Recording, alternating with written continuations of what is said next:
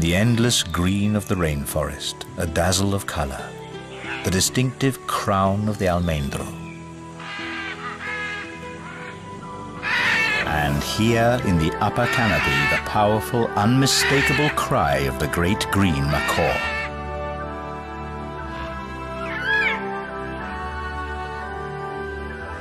These two beauties of the tropics, the almendro tree and the great green macaw, live together in close harmony.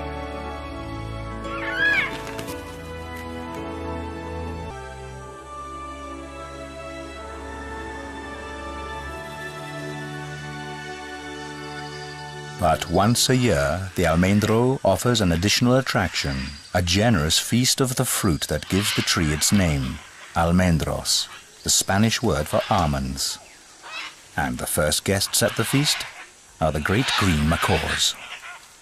The macaws, or lapas verdes as they are known in Costa Rica, arrive early, before the almond fruits are fully ripe, and are able to gorge themselves without competition from other animals.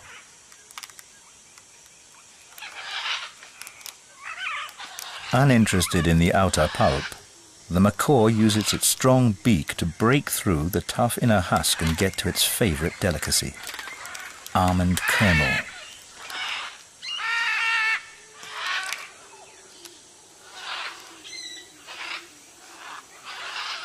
Even so, the lapas verdes are choosy eaters. Of all the fruit they pick, only a third is consumed. The rejects fall to the forest floor to become food for the ground dwellers. The almendro offers privacy only in its upper level, high above most other trees. Where a branch breaks off, a hole is left behind, creating a convenient, spacious nursery. Most macaw couples are regulars. They pair up for life, returning year after year to breed at the same nest hole. The newly hatched chicks must be fed every 2 hours, and it'll take about 90 days before they develop the splendid plumage of their parents and are ready for their first flight.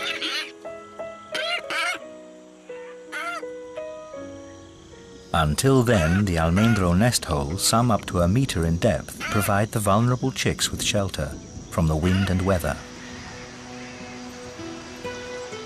Even in the tropics, protection from the elements is essential. There are 2 main seasons in northeastern Costa Rica, the very rainy wet season and the so-called dry season, when the rain occasionally pauses.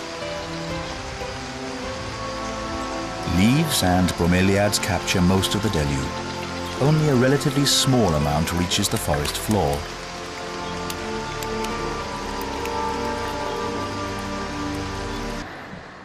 The pace of deforestation is reflected in the alarmingly rapid disappearance of the green macaw.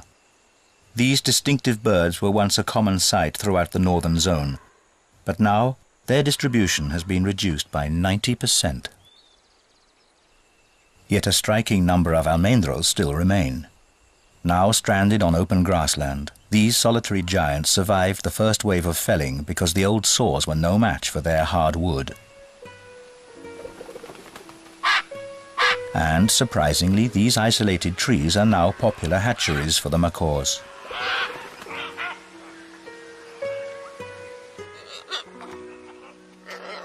It may be that the continuing destruction of the forest has forced the macaws to set up home here. But few of their natural predators can approach the nests across a wide open field, so perhaps the macaws nest here because the young birds are safer.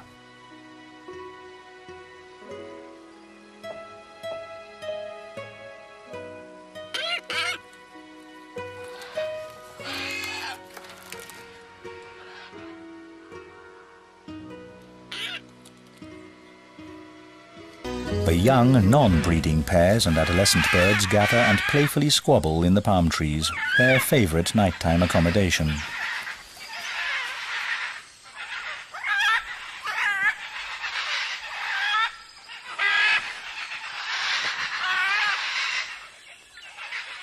Even the toucan has to give way.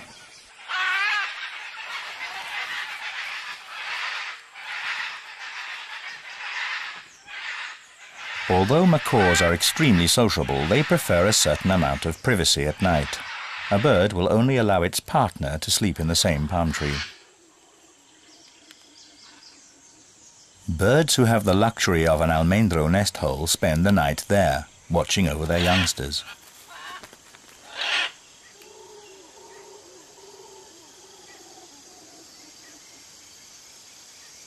The spectacle of the sunset lasts only a few minutes in the tropics.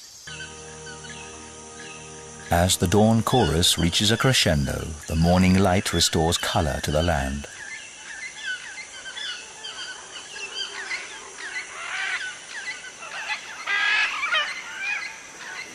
And in the almendro tree, another busy day has already begun. A pair of crimson-fronted parakeets are setting up home next door to the macaws.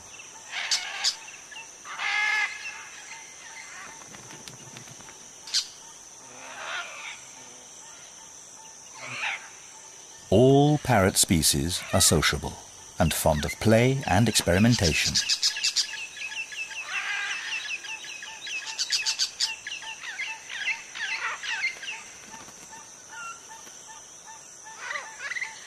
The hard-working macaw parents have survived the worst.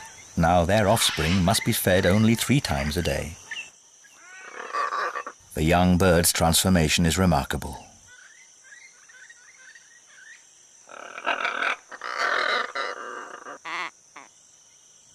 Even the macaw's most distinguishing feature, the red forehead, is already fully developed. It seems this year's brood of Lapas verdes will soon be ready to fly.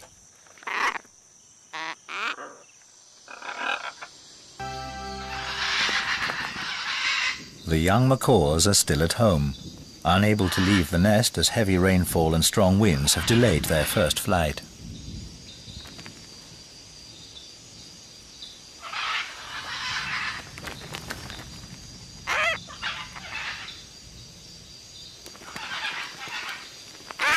This is one of the last pre-digested meals of almendro kernels that the young will receive at the nest.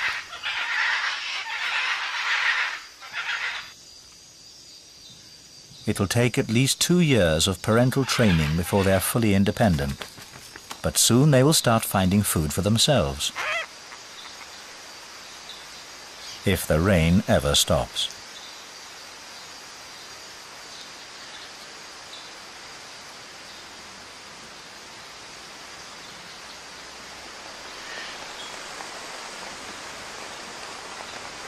On a nearby bromeliad, a grasshopper tries to escape the downpour. But the shelter is already taken by a rusty wandering spider. Hundreds of thousands of hair-like sensors cover its body and are highly sensitive to changes in air currents, even in a rainstorm.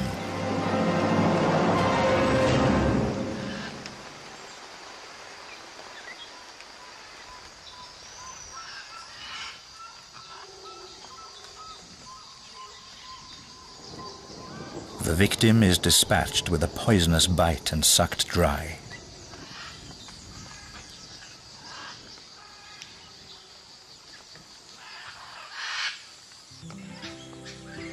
As soon as the rain stops, the macaws emerge to drink at their freshly filled bromeliad.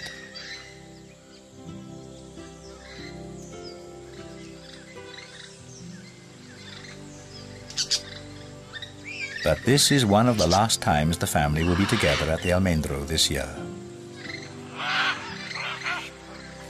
The young Lapas verdes are ready to fly, though some may need more than a little encouragement. Parents urge their offspring to take to the air.